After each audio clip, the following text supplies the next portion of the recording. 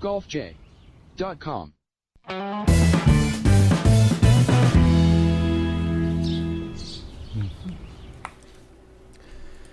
Hey everybody, welcome to the golfj.com podcast on fingerlakes1.tv. I'm Jim Sinacropi here alongside Rhett Taccone and Doug Brown inside the fingerlakes1.com studios on the third floor of the North Park building in Seneca Falls, New York on Monday, July 17th, 2017. Tonight we're going to talk about the Open Championship at Royal Birkdale, where the third major of the season is about to take place. And, of course, there was a big weekend for golf in general leading up to this week with the John Deere Classic and Bryson DeChambeau's first tour win, the U.S. Women's Open, the Scottish Open, the Senior Players.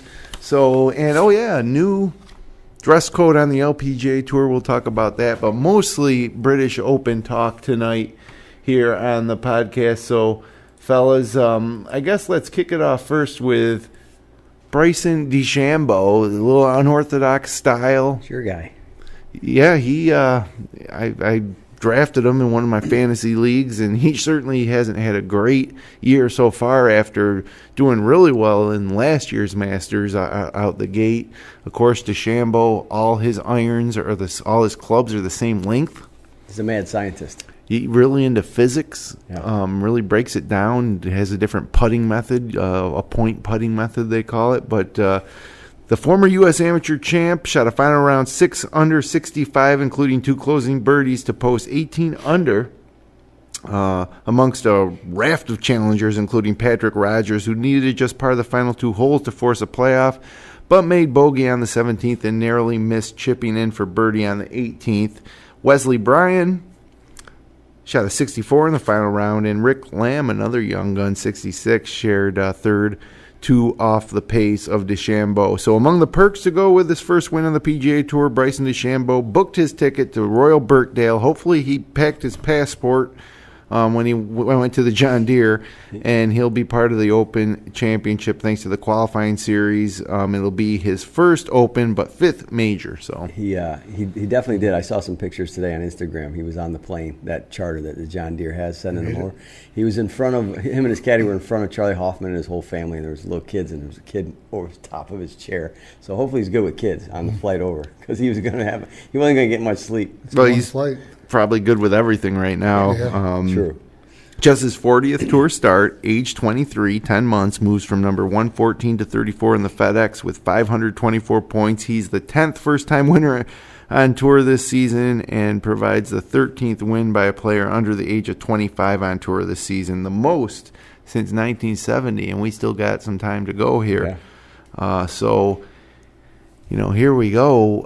Another first-time winner, another 20-something, young 20-something. I mean, They're all just taking turns. the future's kind of bright. Yeah, there's a top 30 or 40, like we mentioned a couple weeks ago. It's not top 3 or top 5, whatever. Throwing everybody out that's won this year and picking somebody that hasn't won at all ever to win this Every next week. Every week. Even the Open? Yep. Well, Because the Open's a different story. That's the one major where the average age over the past several years is up near 40. But, again, we'll get to that coming up.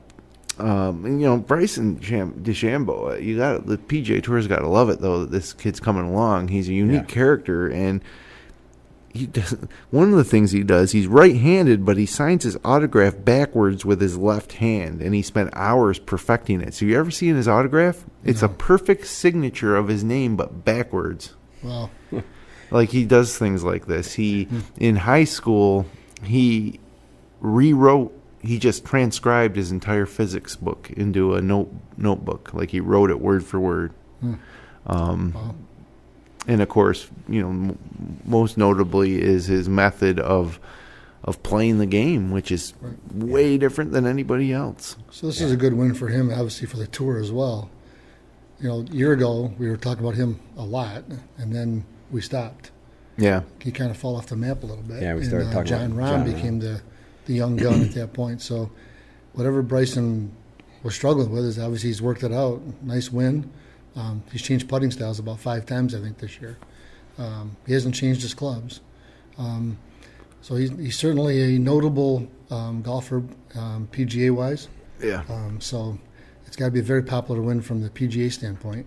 He side saddled putted early this season. He did that. Did something really, I'm not sure what one of them was. It was really kind of indescribable, I guess. But the PGA did not like that though. Right, I guess they said that he was borderline breaking the rules. He looked comfortable yesterday putting. Yeah, even with that it's anchored up his elbow basically, or to his elbow.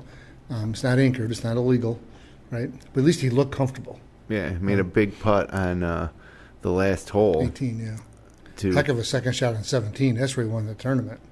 He had like 280 yards from a side hill lie, hit a 3-wood end of the green in a par 5. Mm-hmm. That ball deserved to go dead right or something like that, but he hits it on the green and then 2 putts for a birdie.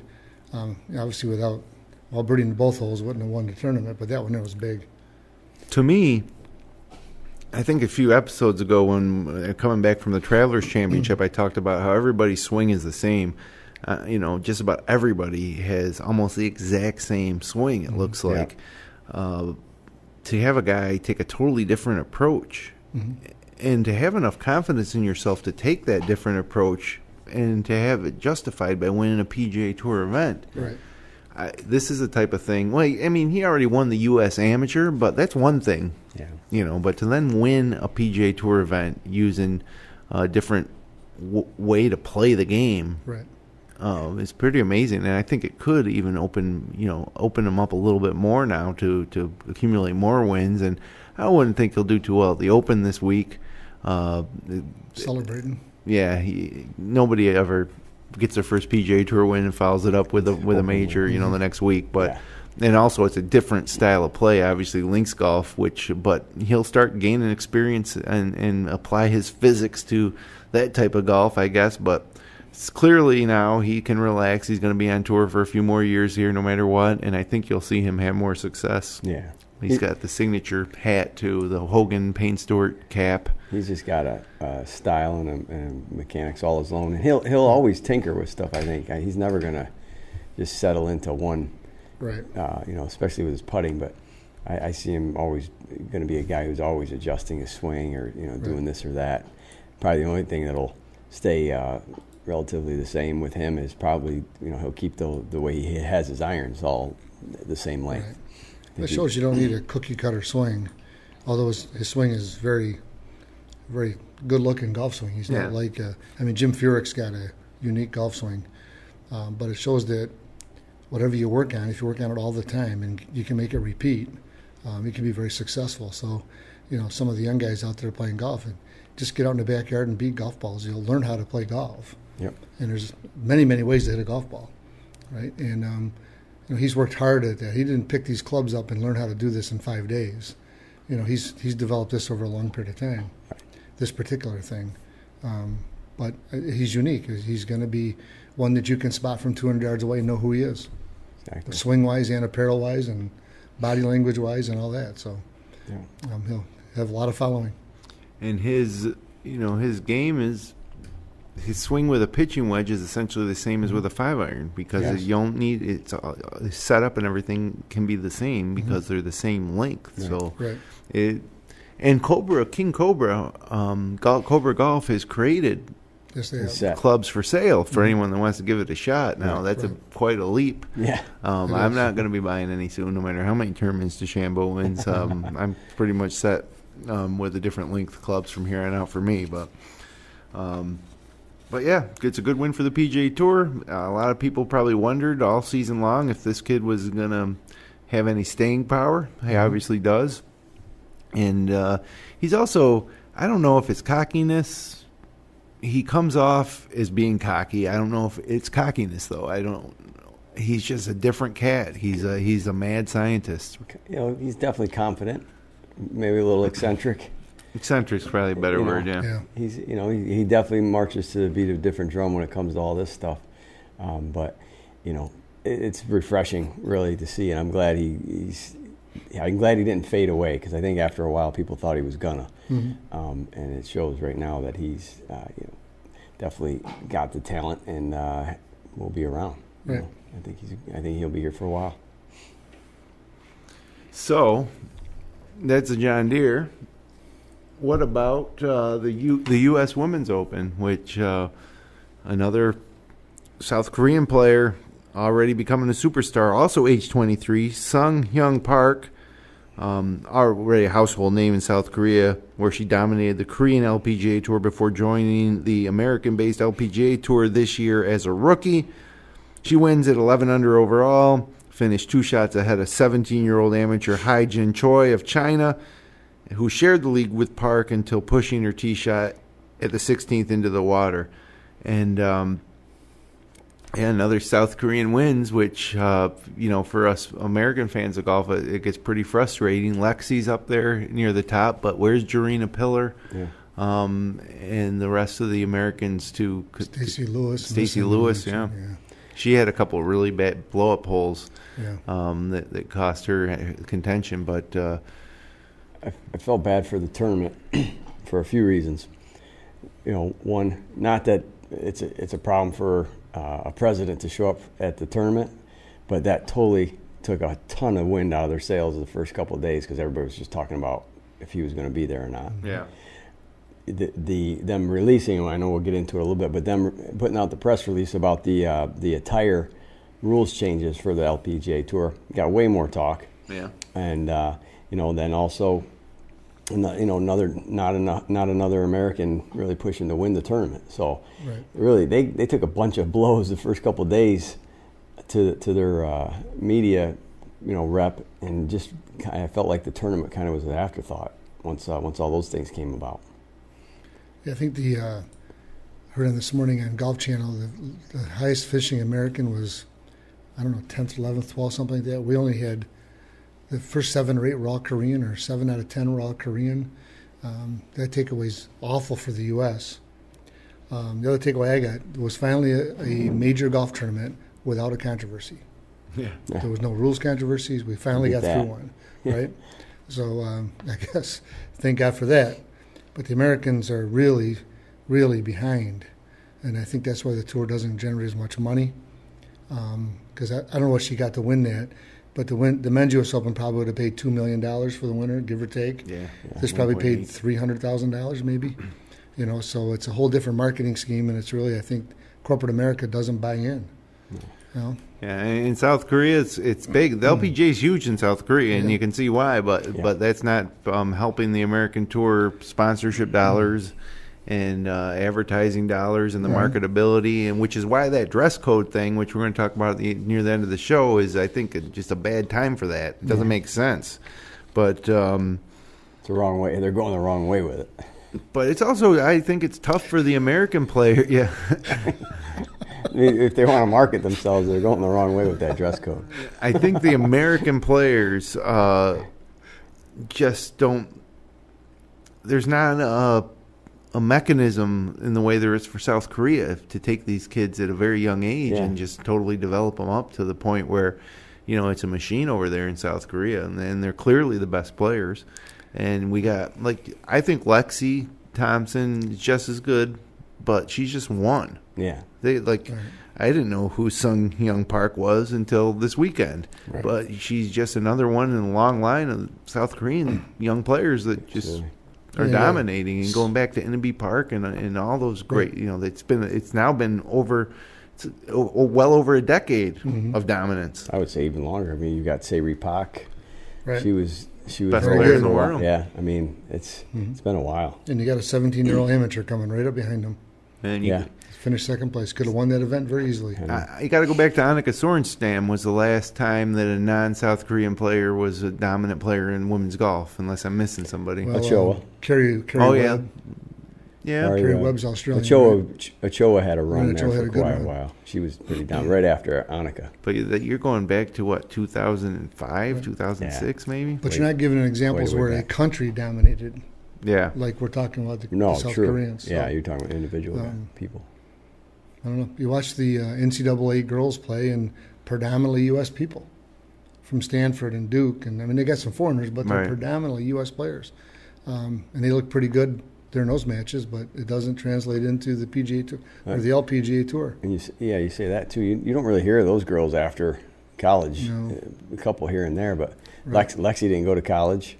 Right. Paul Creamer didn't go to college. Pressel didn't go to college. All our best Americans didn't even play college golf. Right. Michelle Wee. Yeah. So probably the biggest disappointment on the U.S. side when you get down to it. I think she's 10 years ago when she played against the men. Yeah. And did pretty well. Yeah. She's really. It's a sad statement. She won the Open 3 years ago, but she played 18 holes again, had to quit. Yeah. So.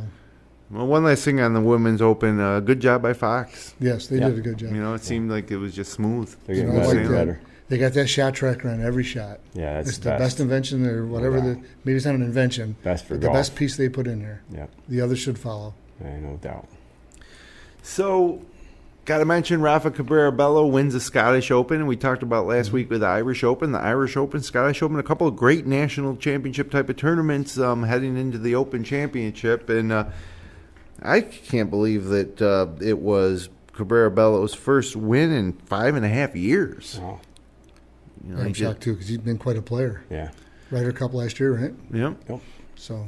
And he's a regular. I guess he played regularly on the PGA Tour for a while, but in 5.5 years, between the European Tour and the American Tour, it's just not to win. Mm-hmm. It's almost as if his time has passed him by. But here he comes ahead and wins this great tournament, the Scottish Open, and which it was Ricky Fowler won a couple years ago. And so we'll see if that catapults him, to good fortune here at Royal Birkdale coming up. And then there was also one other tournament, the Senior Players Championship, which was particularly interesting to me because Bernard Langer had a chance to win his fourth straight tournament, the fourth straight Players Championship, right. Senior Players Championship.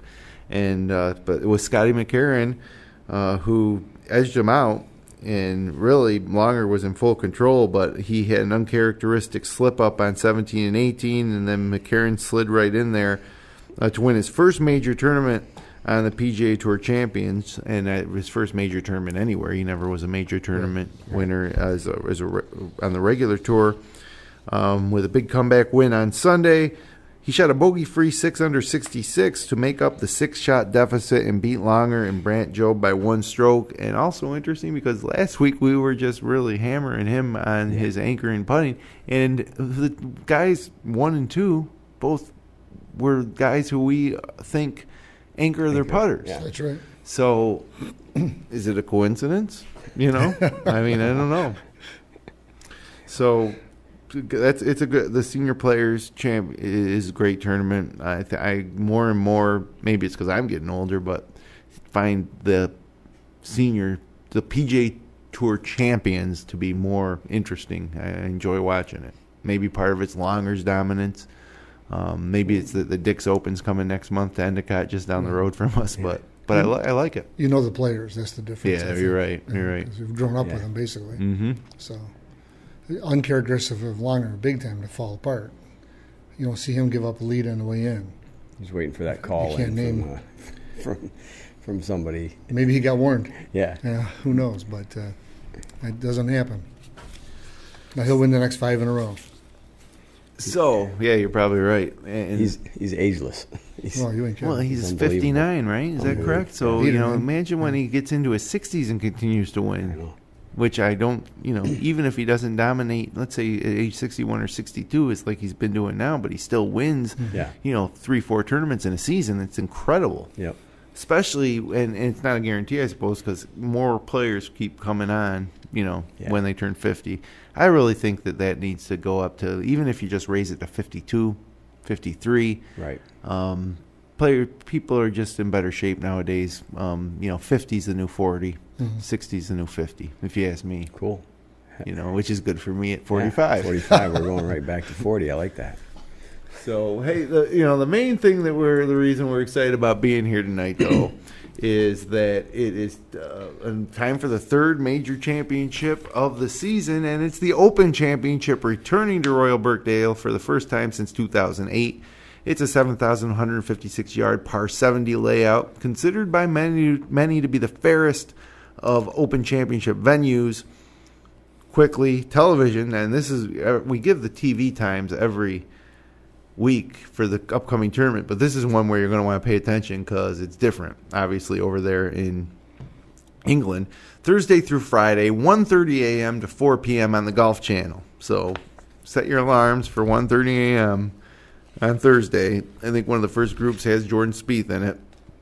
And then Saturday, 4:30 to 7 a.m. on the Golf Channel, 7 a.m. to 3 p.m. on NBC, and then Sunday, 4 a.m. to 7 a.m. on Golf Channel, 7 a.m. to 2 p.m. on NBC. So it's good times. It's different than any other major. If, for instance, you can watch the whole round Saturday and then still have time to go out and do some yard work or play a late round yourself. I golf Sunday mornings, and so generally I'll get done.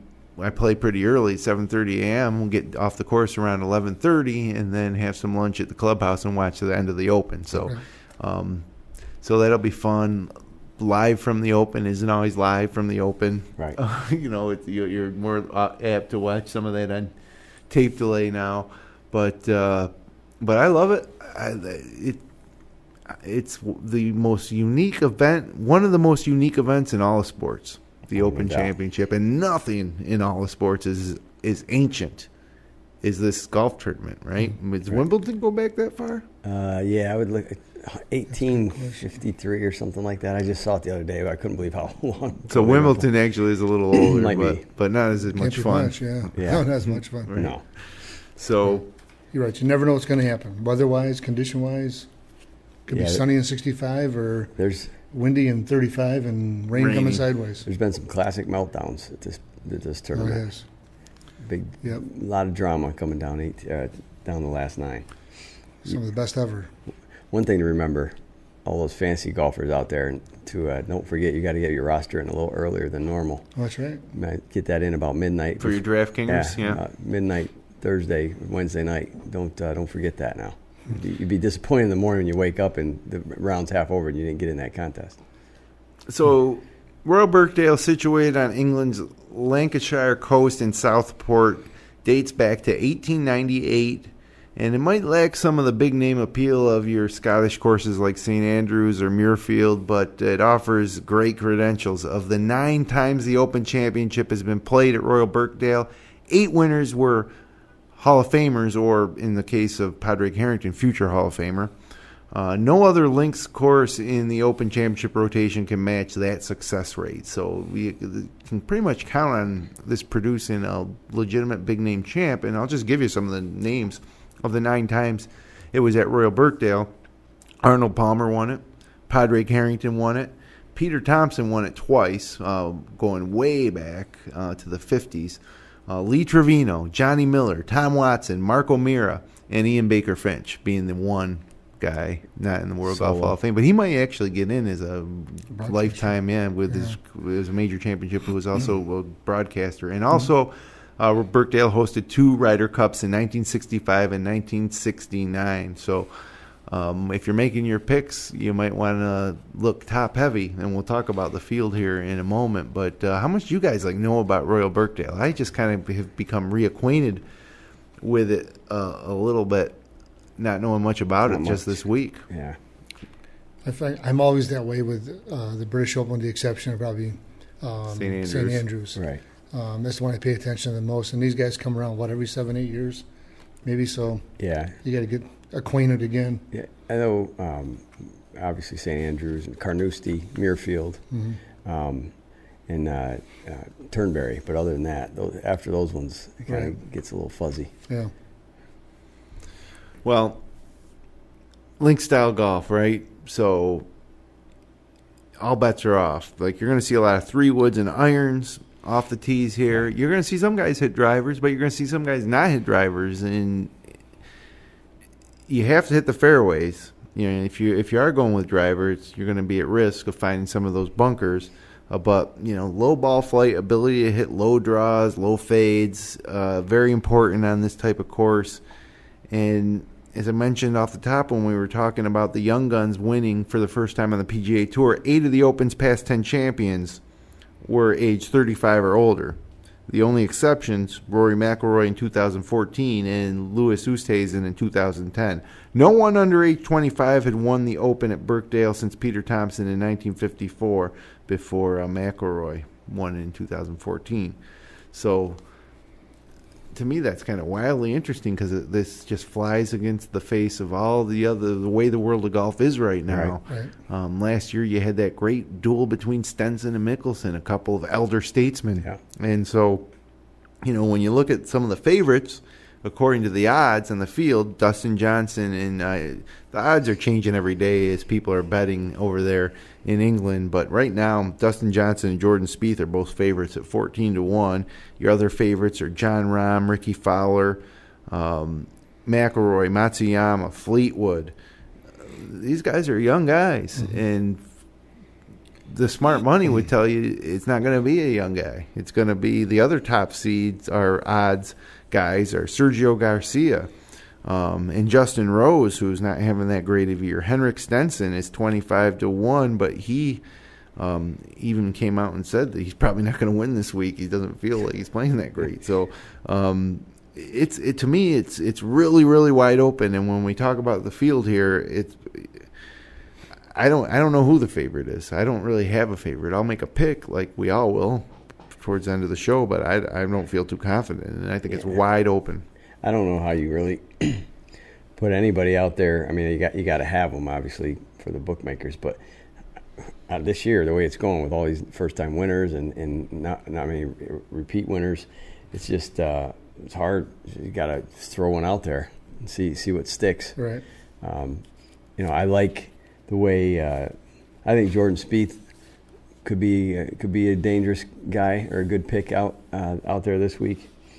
Zach Johnson played well last week, and after a couple weeks off, obviously he's won it before. So a couple of guys like that, I don't see like a DJ or somebody that really blasts the ball being the type of guy to win this week. We don't talk about any local guys. You think there'd be a Scottish player or an English player or a European player because they play in those conditions more frequently. Yeah. Because the weather's not supposed to be great. Right. Calling for some heavy rain at times and then some wind. And they're talking about they got to hit the fairways. So Padraig Harrington. maybe. Wow. With that walkover swing. Dustin Johnson's not a knockdown type player. No. So you don't know. But he hits it so darn hard and far, might not matter. How about how little we've talked to Jason Day this year? You ain't kidding there. I just thought that too. Think about that. Well, he's sitting at 30-1, the same odds as Mickelson, Adam Scott, Brooks Koepka, the U.S. Open champ, and Paul Casey. But for my money, I'm not going 30-1 Jason Day. He's just, he's not the same Jason Day of 2 years ago. Casey, though, that's surprising. I thought he might be a little bit higher up there. He's been playing well. He's a top tenner. Yeah. That's true. We're going to put him. Yeah, that's true. He's always he's by up there, but he doesn't couple get there. shots. Yeah. If things go according to plan, or according to recent history, the last 7 major winners have been first-time major winners. I think I'm off the top of my head, I believe it's 7. So why wouldn't that continue? So look at the first-time winners. Like John Rahm would be a potential. Ricky Fowler could be Ricky's time. It was Sergio's earlier this year. Right. Hideki Matsuyama is another one. Last year Henrik Stenson won his first major at age 40. So, you look at guys like that, Brandon Grace, Thomas Peters, Justin Thomas, Patrick Reed, Matt Kuchar. Kuchar fits the bill of being old enough, and he would be a first-time major winner. He's currently betting at 50-1 odds. Brant Snedeker fits the bill, I suppose. Lee Westwood. Now, wouldn't that be something? That would be something. That'd be a good story. I'd like to see him win one. Yeah, totally agree. It's like almost to the point where it's not going to happen, but it could. He could catch lightning in a bottle like Darren Clark did. Yeah. And if the weather's bad too, that brings that under par down quite a bit. It doesn't mean you got to shoot 65. It means you got to survive. Right. Right. Yeah. I don't know what's going to take the win, but you get to where it's 2-3 under par maybe for the week. Westwood's one of those grinder kind of guys. He doesn't go out and shoot 62. So usually grinds his way right out of contention on Sunday, though, when he's in there. Yeah, 3 putts at the wrong time. How many times has he been there? Yeah, he's either near the end of the final group and just blows up, or he shoots a great round, but it's just not enough because he was too far back. Yeah. Well, McIlroy's obviously every Open Championship since he won in 2014. He's been a favorite, but he's really not playing well right now. He's missed cuts at both the Irish and Scottish Open, which are, right over there.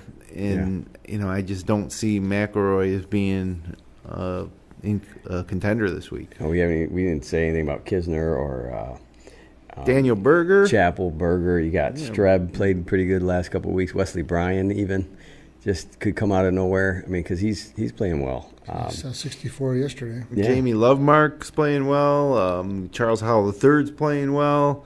It's just that's why I say I look at this field and it's crazy to try to pick a winner. You might as well go with a long shot. Like right now, Wesley Bryan's coming in at 300 to 1. Yeah, Charles Howell's 150 to 1. You're right. You got a bunch of good ones that you could just take a flyer on. Wouldn't hurt. I'd take that money. Yeah, $5. In Wesley Bryan's case, $5 to win 1,500. Yeah. Of course, like I said, it's fluid. As more people bet, sure, the odds change. Sure. But I don't think you're going to see too many reaching for those, though. You're going to get good numbers on those guys, no matter what it ends up being. But Beef 125 to 1. Yeah, I don't know if I see him winning either. But speaking of Dustin Johnson, he's also missed his last 2 cuts, including the U.S. Open. He hasn't been playing that much. He doesn't really deserve to be anywhere near the favorite based on his season so far. His last 3 Open championships, tied for 12th, tied for 49th, and tied for 9th.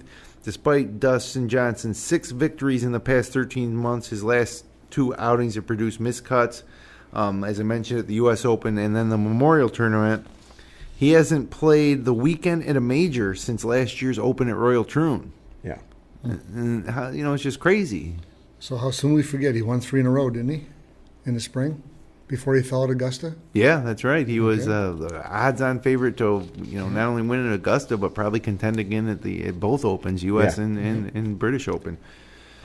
So it's wild. It's a kind of an unprecedented era in golf right now, where it's just so deep and unpredictable. Now, Jordan Spieth, I think, is a good bet this week. I guess it depends on which Jordan Spieth shows up, though. It'll be the one who won at the Travelers in Pebble, or the one who missed 3 of 5 cuts not that long ago. And if you remember, at the Travelers, he was a little shaky in winning that one. He certainly wasn't dominant down the stretch. His last 3 Opens, tied for 36th, tied for 4th, and tied for 30th. So,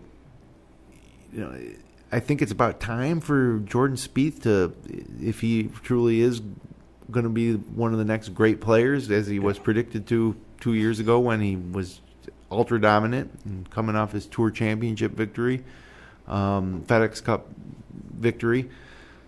It's time for him to do something, and so this might be the time. I think his game suits those types of conditions more than anybody, and he's become more experienced with the link style of golf.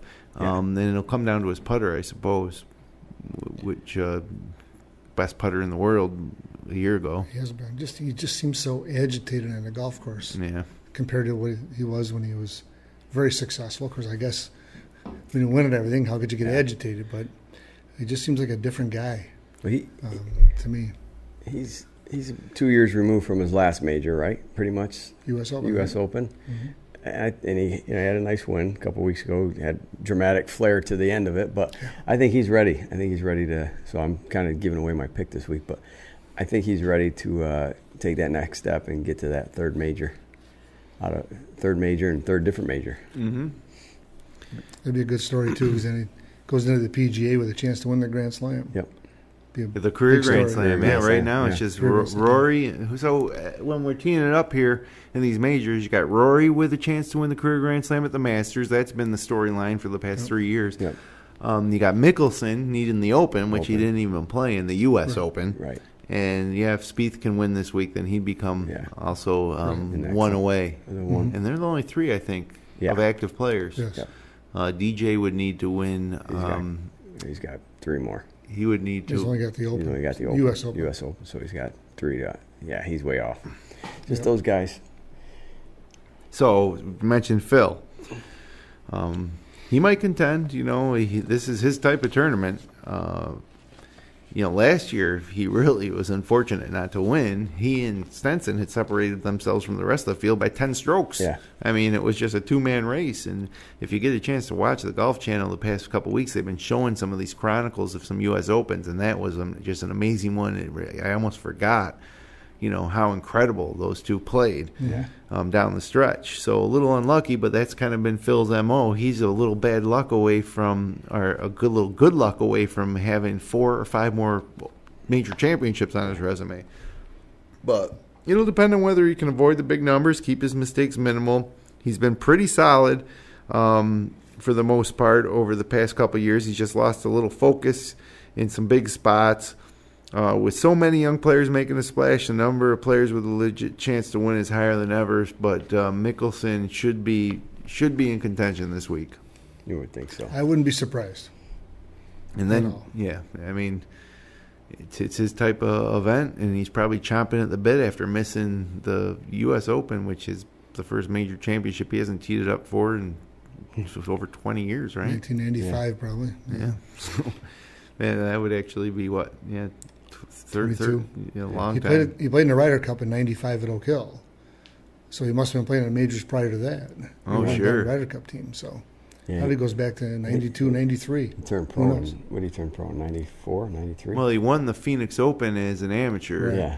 And that had to be way early 90s. We were in college at that point. Yeah. I remember him winning that when we were in school. Yeah. But another guy who fits the elder statesman bill, who now comes to the Open, a tournament that he had chances to win in the past, and you would have thought he would have won 1 or 2 by this point in his career, Sergio Garcia.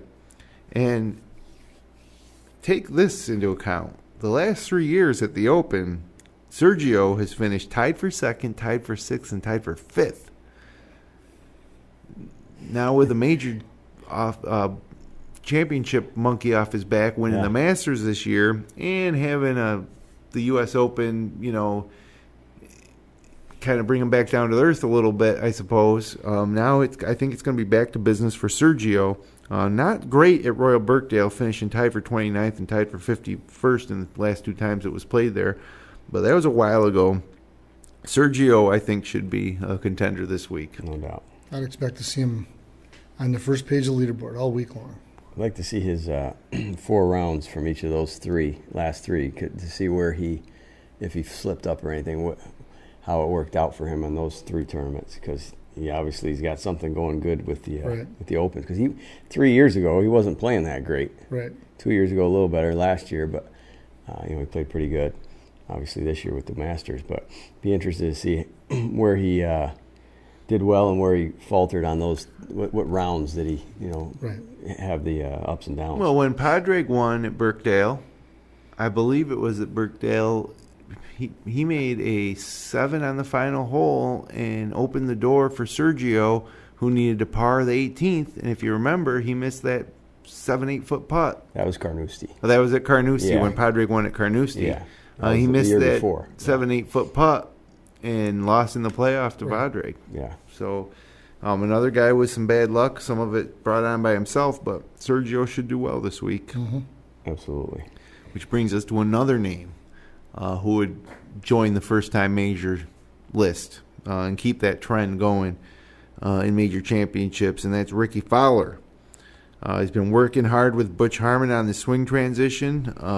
He's got the type of game, that being a lower ball hitter, can work it, that would translate well to Birkdale. And his last 3 Opens, tied for 30th, tied for 46th, and tied for 2nd. So, he's been right there before, but so far this year, major tournaments this season, he's been a huge disappointment, especially on Sunday. Yeah. Shooting himself out of contention at the Masters on Sunday and the U.S. Open on Sunday. I think you're going to see him as a Sergio type that takes a long time to win a major, if ever. Could well be. I think he needs to not wear orange on Sunday. I think he should change that. It hasn't worked good for him, right? Apparently not. No, not ideally. Not especially. But I would, if I was to take him and Kuchar, for example, I would pick Kuchar 5 out of 5 times to say who's going to win a major first. I just feel that he's more primed to do it. He's not necessarily playing his best right now either, but I don't know, something about Ricky in majors. He doesn't seem to have too much issues with the regular tournaments, but when it gets to the majors, I think there's just something there. I don't know if he doesn't focus well enough or. I don't know if I had to take him or if I had to make him or Kuchar this week, I would probably take Ricky. Yeah. That might be. We'll see what happens on Sunday, but I think I'd still go with Ricky. I think his best days are ahead of him. Kuchar, he's really running out of opportunities. Mm-hmm. I thought you said 50 was the new 40, so. Right. Yeah, well, that's true. Technically, he's got to. No, but you're right. Sergio's a lot older than Kuchar. Yeah, a lot older. Well, older. I'm not sure. I would think a few years anyway. So you got to at least use Sergio as a benchmark right now. Kuchar was an amateur when Tiger won in '97 because they played together. I think the first round or something like that. I remember seeing Kuch. Sergio was an amateur in '99 when I went to Augusta. So they're close. So maybe they're close. Yeah, I hate to be wrong, but I might be wrong. So. They're close. We'll give you a close. Either way, Kuchar, you would have thought if you went back 20 years ago, you would have thought he would have. A foregone conclusion he would have had a major. Sure. By now. I think you're right. He's such a steady player that one would shake out in his favor, right? Yeah. So it's hard to. You mentioned that though. 20 years ago. Wow. Maybe he has passed his chance. That's 80 major tournaments. You might be right on that. 20 years is 80 majors. Yeah. 0 for 80. And Sergio's numbers were getting he was like over 76 or something by the time he won the Masters. But another guy who has had more, who's had major success, Zach Johnson, 2-time major champion Zach Johnson. Open champ. Having a terrible year, really, until last week at the John Deere where he kind of made a resurgence. Yeah. So he's won the Open after playing in the John Deere before. As you mentioned off the top, his game is suited. It's not a monster length course that is gonna, put him at a disadvantage. Right. And so you gotta think Zach Johnson has a shot too. He's the type of guy with the short game that he has. You always have to consider him a threat, like a Steve Stricker type, who's kind of back and forth on tours, but. Those guys from 100 yards on in are machines. Yeah. They have 28 putts around. So even if their striking's off a little bit, they seem to make a 76 becomes a 71, and they never really shut themselves out of it. Mm-hmm. So you got to consider them guys. And again, if the weather is bad, that short game's even that much more critical. Yeah. And those guys, and Zach Johnson's good from 100 yards, 50 yards, and then his putting's tremendous. And if it gets going, it's a good thing for him. He still uses the old Seymour putter. Yeah, he does. I'd like to see him take that PXG driver out of his bag and throw his Titleist back in there, but I don't think that's an option. But that Seymour putter is really an oddity. It is. Everybody's going to the Spider. A lot of people. A lot of people going to the Spider. And there just seems to be so much more technology in putters, but the Seymour putter is almost akin to the old bullseye putter, and just the fact that it's so outdated. Certainly nobody else is using the Seymour putter, right? But he's stuck with it right along. Yeah. But what's different about putting with the Seymour putter now than there was when he won the British Open or when he put on the green jacket? It's the same putter. It's just the same greens, really. It's not. You got a new one. That's all. I mean, putting's putting. I think sometimes people. If the line on it suits his eye, I mean, Tiger. What he said before he hurt himself again, he went back to the Titleist putter. I think at the beginning of the year, or he was gonna. Sometimes they just have that one putter in their bag that they just can't get away from. Yeah. Yeah. And he putts. His left wrist is broke down when he addresses the ball. Mm-hmm. That's what the Seymour does. It kind of pushes your hand back. And it's got that red and white sight line where the shaft will cover up the red. You'll only see the white image. You got it in the right spot. And it's unconventional, but his wrists don't change when he putts. Okay, so most people are teaching more with the left wrist kind of straight, maybe even bowed a little bit the other way. And this is just the opposite, but putting's unique. It's a personal choice. Absolutely. So Take it from a guy who did face-on putting. that's right. Yeah. I got a couple hundred putters myself. I got a left-handed one, just in case. So I got some putters too, and boy, I've been really toying with going to something different. But Yeah, I think we all have a few, and we just try to find it, and we blame the putters, and it's really the operator. sometimes you got to, if it misbehaves, you got to put it away for a little Yeah. while. Yeah. It's like doing timeout. True. but not Zach Johnson. No. Sticking with that Seymour. Yep. Sometimes you do it just for a different look for a while and The go change back. of pace. Yeah. Yep. No doubt. But so those are some of the contenders, I guess. But as we mentioned, I personally kind of like Ian Poulter this week. That would be a first-time winner. He had finished second at Royal Birkdale last time it was there. Mm-hmm. He's kind of resurrected his career after losing his card, basically, and that special medical exemption, thanks to who was the guy that found it out for him?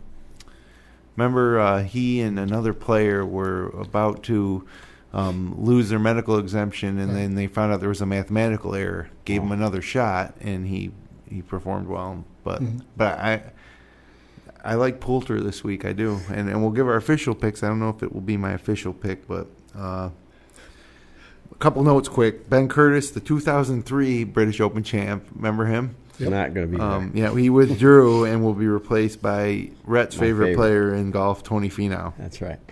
I was excited when I saw that. I'm like, oh, sweet. I can pick him on my fantasy team. And due to a weakened exchange rate after Brexit in Britain exiting the European Union, this year's prize money will be paid out in American dollars for the first time. The winner will receive $1.8 million, total purse being $10.25 million. So, with that being said, who's our picks? Who's going to win? Give me. Since it's a major, I want your favorite, and I want two others to watch. Okay, and I'll go first. I'm going Jordan Spieth. I'm a big Jordan Spieth fan. I think this is his week, for reasons we mentioned before. I'm going with Ian Poulter, as I mentioned. I just have a feeling. I have a feeling about Poulter this week, and then his best major finish in the Open came on this course. Okay, and then I'm going to throw out another name. You guys are going to think I'm crazy, but you just wait. Okay, Sung Kang. Okay, Sung Kang. All right. Okay, those are my picks. 300 to 1. Go ahead. Who you got, Doug? I'm going to take Tommy Fleetwood. My real number one pick is Alex Noren. Mm-hmm. And then my third pick will be, I'm going to go with Rafa Cabrera Bello to continue his hot play. Three Europeans. Taking 3 Europeans. I think the weather, the conditions, all that kind of good stuff is going to play into their hands. A non-U.S. victory. All right. Okay. All right.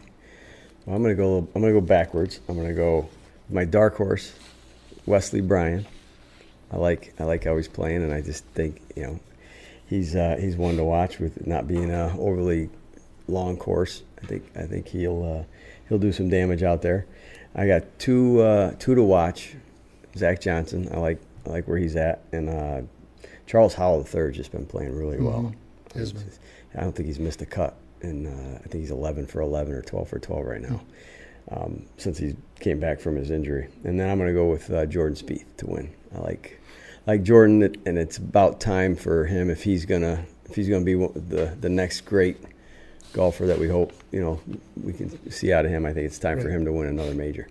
So no John Rahm picks, no Ricky Fowlers, no Sergios, no Rorys, no Mickelsons, no Adam Scotts, no Brooke Koepkas, no DJ, no Justin Thomas, no DJ. So, but really, let's face it is wide open this year. We can pick who we want, but it is pretty wide open. But we'll see how we did. And the PGA Tour, actually, just to kind of wrap up the show here, we got about We got about 10 minutes. They're still playing at the Barbasol. It's a fun little tournament, which of all the tournaments that operate the same as a major, I suppose, this one's the best because you can watch it because the Open Championship coverage has ended. So I did watch a lot of this last year. I remember when it was Aaron Baddeley won it in a playoff. It was pretty fun to watch. It's at the Robert Trent Jones Golf Trail Grand National Lake Course, 7,302 yards, par 71. Pretty interesting field here. Jim Furyk, ineligible for a major for the first time in 22 years, tops the marquee as Mr. 58 joins fellow major champions Angel Cabrera and Retief Goosen. Aaron Baddeley will not defend his title because he's got a berth at the Open. And Davis Love III and son Drew will also tee it up at the same event for the second time in 3 weeks. You can watch it on TV Thursday through Friday, 5 to 8 p.m. On Golf Channel, and then Saturday, Sunday, 4 to 7 p.m. on Golf Channel. So only Golf Channel for this one, and which I also found a little frustrating too, because you want to watch some of that live from the Open coverage, but you got the Barbasol. Yeah. So be prepared for that. Okay, guys, official picks for the Barbasol. No, I'm only kidding. Wow. But you can give me one if you want. But. DL3. I'm going DL3. Yeah, I don't even know who's in it except for the guys I just mentioned. But yeah. but it is it's a fun course, and it'll be cool to watch, especially on Sunday evening. So now one final topic here before we head out of here, and that would be the new LPGA restrictions on dress. Called a dress code forbids plunging necklines, leggings, and revealing skirts on the course. I'm going to read you specifically what the press release stated, or the release to players. Racerback with a mock or regular collar are allowed. No collar, no racerback, okay? Plunging necklines, not allowed. Leggings, unless under a skirt or shorts, are not allowed. Those would be kind of yoga pants for those of you who are wondering what leggings are.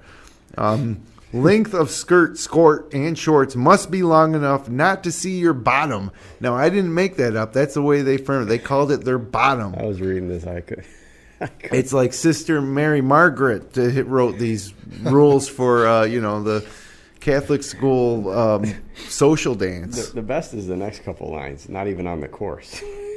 Yeah, appropriate attire should be worn to pro-am parties. I mean, they got to tell these girls what to wear, or these ladies what to wear to parties and functions that aren't even inside the ropes. You should be dressing yourself to present a professional image unless otherwise told no. Golf clothes are acceptable. Dressy jeans are allowed, but cutoff jeans or jeans with holes are not allowed.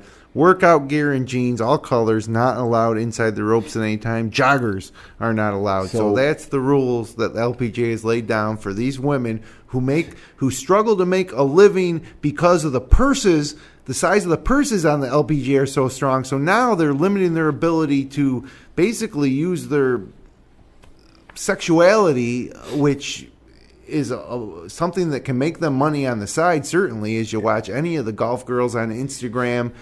Some of these girls have half the game of the LPGA players, but they are getting sponsorship deals and sponsored posts on social media. A lot more money. And so I big miss by the LPGA, if you ask me. And I'm not saying that is a able-bodied male who likes to, watch girls in skirts play golf. Yep. I'm saying that this is unfair to these women golfers who are trying to make a living. Yeah, no, you can blame it on. I think you can blame it on the Instagram golfers. The Paige Sporanic, she'll wear yoga pants and plunging neckline on the driving range.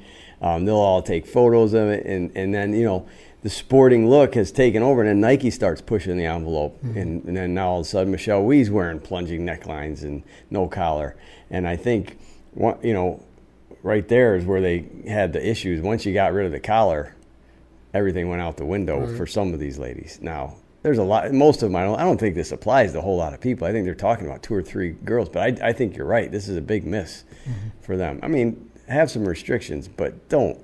I mean, this is crazy to even tell them what they need to wear at a pro-am party. I mean, you're treating them like they're elementary school, and the way they talk to them and the way they've kind of stated all this, it's just silly. So 10 or 15 years ago, there was a commissioner that was requesting the players to increase the sex appeal, to shorten the shorts and do all the stuff that they're not going to forbid, so they could market themselves. Right. So now, obviously, you got different commissioners, 2 or 3 over now at this point in time, changing it back. I agree, Jim. I think it's a miss. I think I haven't seen anything on TV that was inappropriate. I don't go to pro-am parties, so I can't say, but I haven't seen anything that I would have deemed inappropriate. Well, those girls are decked out at pro-am parties from Instagram pictures that they all put on, like Paul Creamer, girls like that. They're just decked out in these awesome kind of like dresses. gowns, like a formal dance type of deal. Why do you feel you need to tell them it's just crazy. It was self-correct. This type of thing, I think, self-corrects itself because once one of these players comes out with something that's too much, there'll be backlash from the general public and from other players probably, where I don't think you need to institute a dress code. It's I just think it's a big miss. And what makes it even worse is they did it during the U.S. Open. Right. I mean, what's wrong with these people? Why would you put anything out on that before the Open? Put it out today. Yeah, right. It's mind-boggling. It really is mind-boggling to me when something like this happens. Just the timing of it and the fact that was anybody concerned about this? Who was complaining? Was it players complaining against other players, or? Right. I mean, I can't imagine that the people watching even cared. Right. Either should way, be handled internal anyways. Even if they got a couple issues, you deal with it internally. Shouldn't be a press release. We shouldn't be aware of it. Yeah, we shouldn't be talking about it. And you know what? We probably wouldn't have even noticed it. Yep. Right. If it was just an internal memo and not like an official rule. But, again, the biggest thing to me, the reason I hate it the most is that the LPGA purses are shrinking. Tournaments are having trouble maintaining their sponsorships. And you're going to now limit your – and I think this especially applies to the American players who are now inundated with the South Korean presence and having trouble winning. I think that this just limits their ability to say, I want to be a professional golfer. Like I said, these girls on Instagram like Paige Brannick and all the other ones, some of them make more money than the actual players. Yeah, she's got a full deal with Callaway for all her stuff. It's just taking pictures. I mean, she's a good golfer, don't get me wrong. Yeah, but she's not one of the world-class players like Lexi Thompson or even a Michelle Wie. So. No, and you see, Lexi, she's tall and she's a pretty lady. She dresses definitely dresses appropriate out there. She's always got a collared shirt on, and her skirts aren't very short or anything like that. It's like who on tour. I've never seen. The only one I've seen is Michelle Wie, and I don't. Do you think maybe it's just her that they're going after with this, and they just kind of made it a broad thing? Because she definitely was pushing the envelope a little bit with, her stuff as racerbacks without collars specifically for her, short skirts, and the way she putts makes her shirts look even or skirts look even shorter. Yeah, I mean she's tall too, so her putting style definitely lends to different looks as well. Change the camera angles. Well, yeah, that's what I mean. But I'm going back to this whole thing. Is it trying to just get to her? I don't know why they consider her a threat. She's not winning. Yeah, I mean, she's not even on TV as much. She's hardly ever at the top of the leaderboard. Right. But everything they've described in here, I don't know about the parties per se, but everything they described on the course is exactly what she's been wearing for the last 6 months or a year. Yeah, it's true. And I haven't seen anybody else wearing that type of stuff. So. And finally, this is some of the stuff makes them look less athletic, and so it's another thing that. If you're a young girl who's into golf right now and you read something like this, you're like, why do I want to play a sport that doesn't even let me wear what's comfortable, what I feel comfortable in? Right. I don't know. It's big miss. Yep. So, but hey, it's open week, fellas, and Brownie, will you get up at 1:30 in the morning and watch it? You'll get up pretty early, but about 4. About 4 a.m. On Thursday. Oh yeah, I'll watch it. Yeah. I'll probably stay up, start watching it, go to sleep, and wake back up. That's what I generally do. When it comes on at 1:30. That's about usually when I'm getting ready to go to bed. So I'll put it on in bed. But who knows? Maybe I'll take a nap or something. But the pairings play a part in that too. Yes, it does. Yeah, they put them out way early. I don't. If it's not. I like on Thursday and Friday waking up early for work and watching it while I'm getting ready, and then getting into work and watching the streams. Yeah. Have a cup of coffee, watching the golf tournament. You can't beat it. It's good. The best. Yeah. And then the final round on Sunday, like I mentioned, it's not going to keep me off the course. But when we get in, I'm going to have 2.5 hours of the stretch run. Yep. And it's fun on Sunday morning out on the course too, just to follow the action on your phone and follow the leaderboard, and then know as soon as you get off the course you're going to watch that, and then catching up on it all too with Live from the Open guys, and then of course the Golf J podcast next Monday night at 9. Absolutely. open So. review. Absolutely.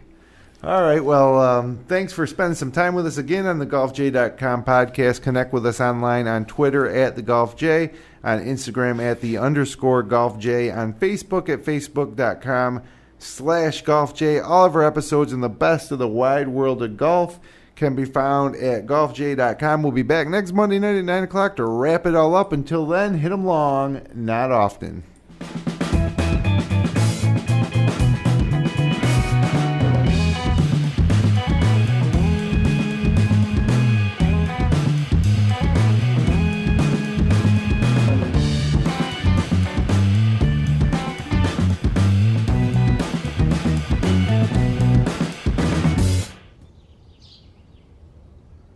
GolfJ.com